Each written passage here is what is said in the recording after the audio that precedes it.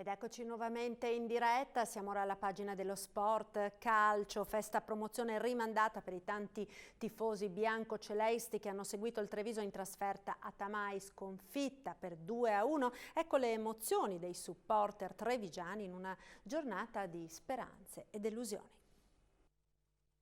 È una sconfitta che pesa, siamo venuti in tanti, pensavamo di festeggiare qui, però va bene, sarà fra 15 giorni, sarà sicuramente fra 15 giorni. Speriamo bene per domenica, perché il calcio è sempre, non è mai definitivo. Domenica prossima sicuramente vinceremo. La pattuglia bianco-celeste era arrivata a Tamai per festeggiare e deve tornare a casa con una sconfitta che, se non brucia, certo dà fastidio. Spalti pieni di bandiere e cori nello stadio comunale della piccola frazione friulana. Tifosi arrivati in massa, quasi 1 migliaio, per dare sostegno alla squadra a un passo dalla promozione in C2.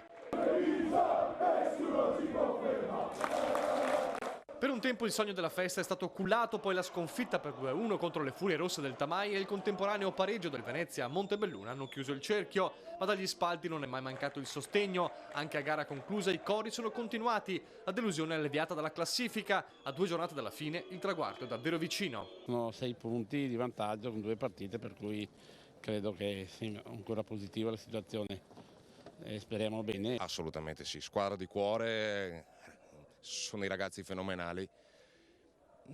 Non è andata come volevamo oggi, però un grazie a loro per quello che sarà sicuramente fra 15 giorni. Sarà per la prossima, dai, vinciamo prossima domenica. Il 1° maggio la gara al tennis con il Chioggia, in casa forse la festa sarà più dolce. La matematica, sì, non è ancora, come si può dire, non è ancora ufficiale, però Treviso gioca bene, non ha problemi, per noi abbiamo già vinto. Forse è meglio addirittura festeggiare a Treviso.